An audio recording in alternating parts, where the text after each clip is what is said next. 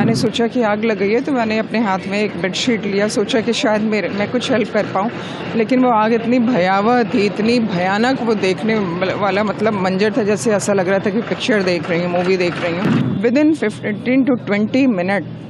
के अंदर कम से कम 60 से 70 मतलब एक फायर ब्रिगेड आता था, दूसरा लगातार पूरी लाइन लग गई थी फायर ब्रिगेड की, लेकिन तब तक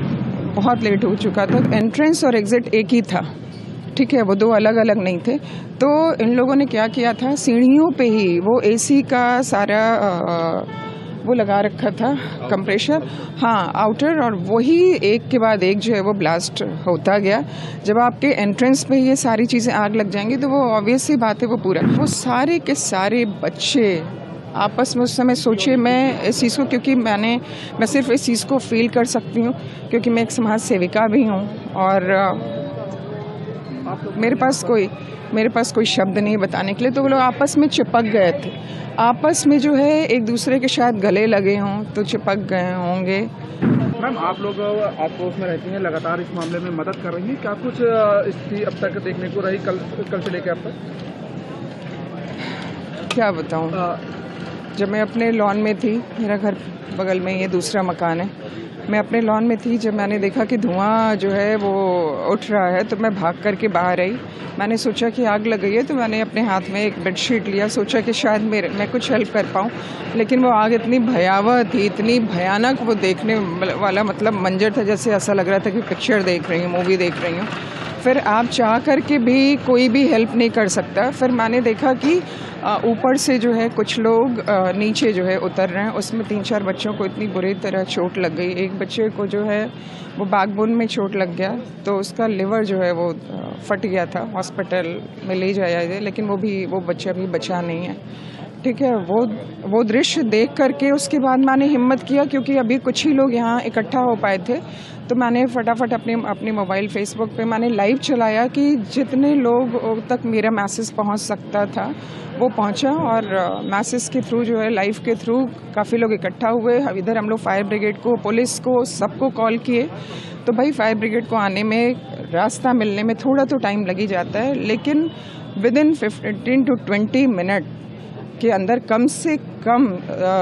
60 से 70 मतलब एक फायर ब्रिगेड आता था, दूसरा लगातार पूरी लाइन लग गई थी फायर ब्रिगेड की, लेकिन तब तक बहुत लेट हो चुका था, क्योंकि नीचे जो है वो नीचे पेट शॉप था, उसके बाद जो है बेसमेंट में भी इन लोगों का काफ़ी गोडाउन, और फर्स्ट फ्लोर पे भी गोडाउन इन लोगों ने बना रखा था, और उसके बाद जो है लाइब्रेरी थी बच्चों की पढ़ने की, जिसमें बच्चे जो है वो लाइब्रेरी में पढ़ रहे थे, और उसके बाद एक इन्होंने एनिमेशन का ऑफिस भी बना रखा था। तो और छत जो है वो छत इसलिए लॉक था कि शायद इन लोगों ने शटर लॉक इसलिए किया होगा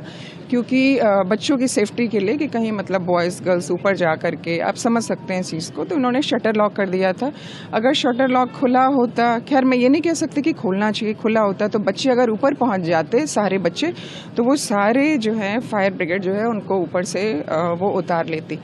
जो 3-4 बच्चे मेरे सामने कूदे हैं, वो दृश्य मतलब मैं ना मोबाइल में उस समय, क्योंकि मैं चाह के भी कुछ नहीं कर पाई, क्योंकि इतनी ज़्यादा आगे लपटें उठ रही थी कि आप पास भी नहीं जा सकते थे। अच्छा, जो एंट्रेंस और एग्ज़िट एक ही था,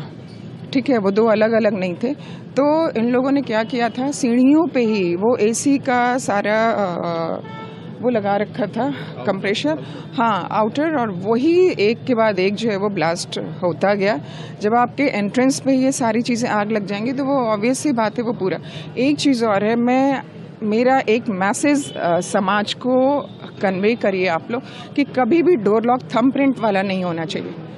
अगर आपका जो है मेन डोर अगर थंबप्रिंट लॉक वाला है तो आप चाह कर के भी, वो सारे के सारे बच्चे